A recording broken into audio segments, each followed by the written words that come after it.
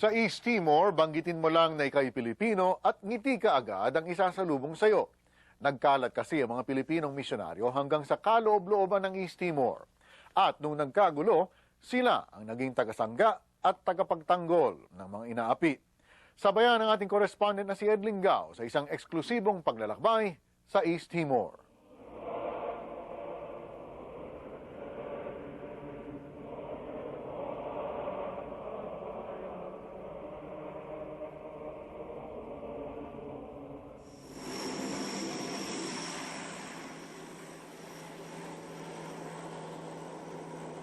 Dumating kami sakay ng isang Canadian C-130. Yumayanig ang konkreto sa pagdaan ng mga gamit panggera.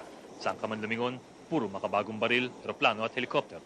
Ito ang lakas ng International Force East Timor, ang multinational peacekeeping force na pinangungunahan ng Australia. Pero paglabas ng Dili Airport, biglang mag-iiba ang tanawin. Tila binomba ang Dili. Sa bawat 10 bahay dito, 8 ang naabo. Sa bawat 4 na tao, isa hanggang ngayon ang nawawala. Ito ang kwento ng aming paglalakbay sa East Timor.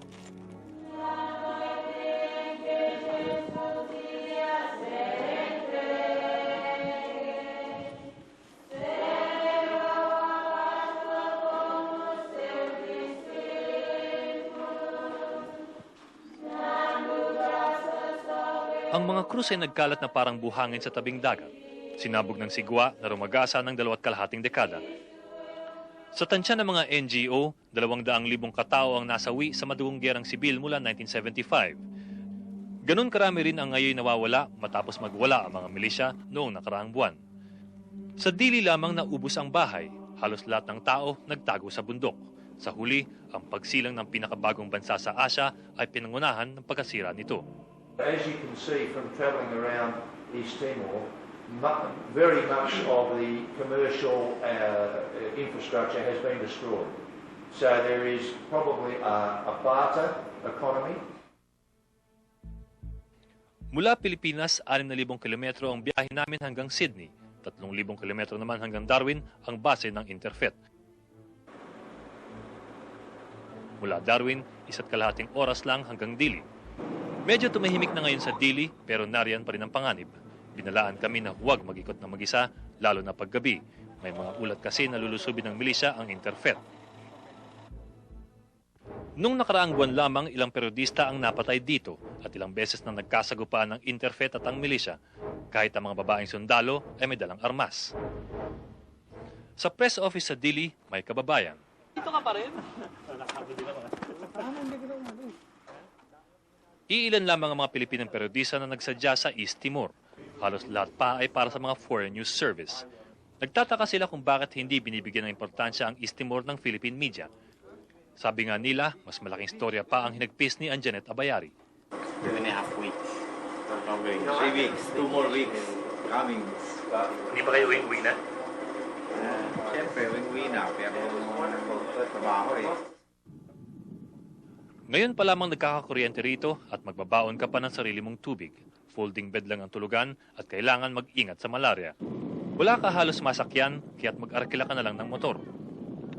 Dili taxi! Only way to go! O di kaya ay makisakay ka na lang sa mga sundalo. Inikot kami ng Australian Army sa mga critical na area ng East Timor na ngayon hawak ng iba't ibang miyembro ng multinational force.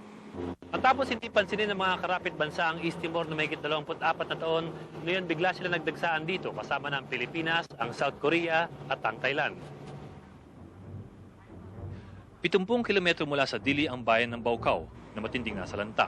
Mahigit 80% ng mga bahay dito ay sinunog, buto-buto na lang ang natira sa palengke. What is common complaint here about health? Skin infection, Skin infection.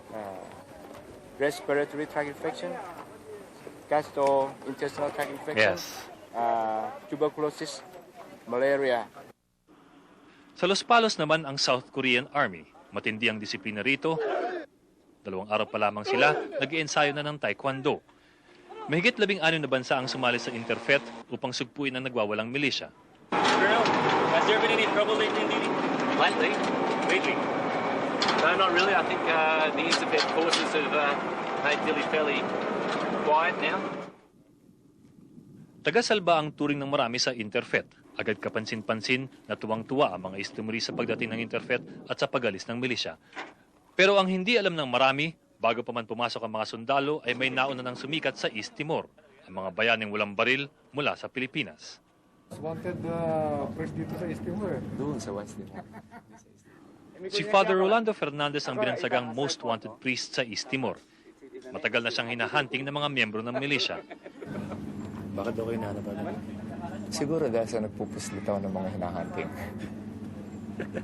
From doon sa Doon sa may refugee center, may mga hinahunting doon. Talagang gusto patayin, ano?